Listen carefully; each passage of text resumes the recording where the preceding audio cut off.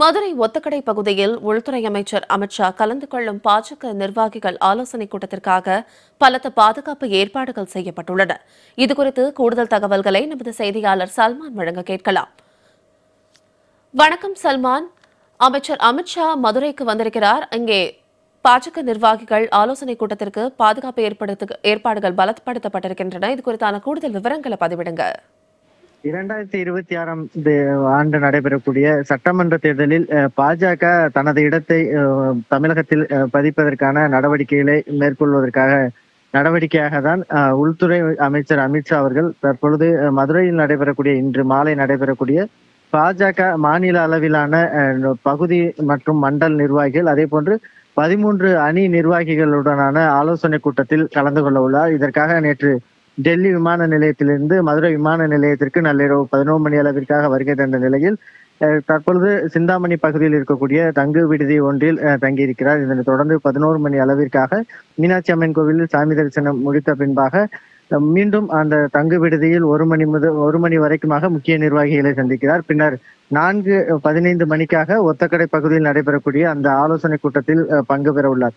இந்த ஆலோசனை கூட்டத்தை பொறுத்த மட்டிலும் பிரதானமாக தென் மாவட்டங்களை குறிவைத்துதான் இந்த ஆலோசனை கூட்டமானது நடத்தப்படுகிறது. குறிப்பாக மதுரை, தேனி, ராமநாதபுரம், கன்னியாகுமரி உள்ளிட்ட மாவட்டங்களில் உள்ள நிர்வாகிகளை உள்துறை அமைச்சர் அமித்ஷா தனித்தனியாக சந்தித்து அவர்களுடனான ஆலோசனையை நடத்த உள்ளார். தென் மாவட்டங்களில் இருக்கக்கூடிய சட்டமன்ற தொகுதிகளில் அதிக அளவிற்கான இடங்களை பாஜக பெறுவதற்கான முயற்சிகளில் ஈடுபடுவதற்கான ஒரு முன்னோட்டமாக தான் இந்த ஆலோசனை கூட்டம் பார்க்கப்படுகிறது. தற்பொழுது அந்த திடல் பகுதியாக வேலம்மாள் மருத்துவமனை திடல் பகுதி என்பது தற்பொழுது முன்னேற்பாட்டு பணிகளானது தீவிரமடைந்திருக்கிறது. அந்த திடலை சுற்றிலும் 3 அடுக்கு பாதுகாப்பு போடப்பட்டு காவல்துறையினர் பாதுகாப்பு பணிகளில் ஈடுபட்டு வருகிறார்கள்.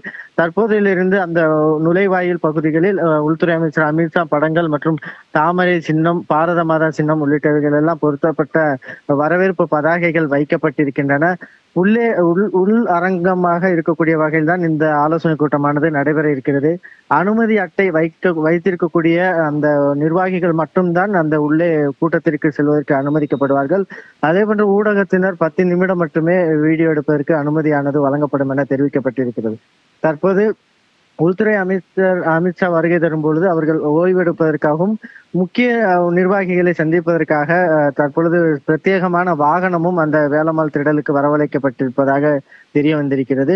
தொடர்ச்சியாக 1 மணி நேரம் அளவிற்காக அந்த ஆலோசனை கூட்டத்தில் நிர்வாகிகள் ஒவ்வொருவரையும் தனித்தனியாக சந்தித்து அந்த 2026 சட்டமன்ற தேர்தலில் தேசிய ஜனநாயக கூட்டணியின் அடுத்த கட்ட நடவடிக்கைகள், தேர்தல்கள் பணியாற்றுவது, தென் மாவட்டங்களை குறிவைத்து எப்படி பணியாற்ற வேண்டும், அதே போன்று தற்பொழுது இருக்கக்கூடிய திமுக அமைச்சர்களுடைய தொகுதிகளில் எந்த மாதிரியான பணிகளை மேற்கொண்டு அவர்களை தோற்கடிப்பதற்கான நடவடிக்கைகளை மேற்கொள்ள வேண்டும் என்பது குறித்தான தீவிர ஆலோசனைகளை தான் அவர்களுக்கு வழங்க உள்ளார்.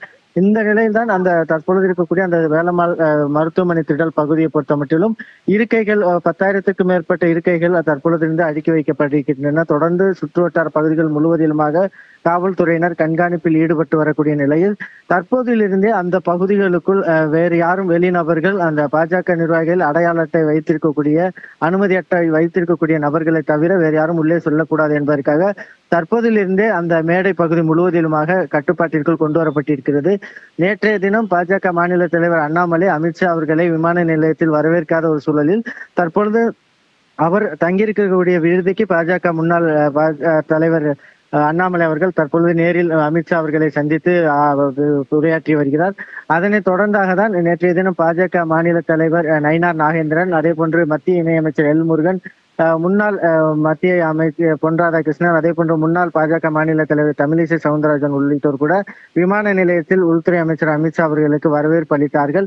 இந்த நிலையில் தான் மதியம் 1 மணி அளவிற்காக அந்த தங்கு விடுதியில் முக்கியமான மதுரையைச் சேர்ந்த முக்கியமான தொழிலதிபர்கள், அதே போன்று முக்கிய பிரமுகர்களையும் சந்தித்து உள்துறை அமித்ஷா ஆலோசனை நடத்துவதற்கான திட்டமிடலும் செய்யப்பட்டிருக்கிறது.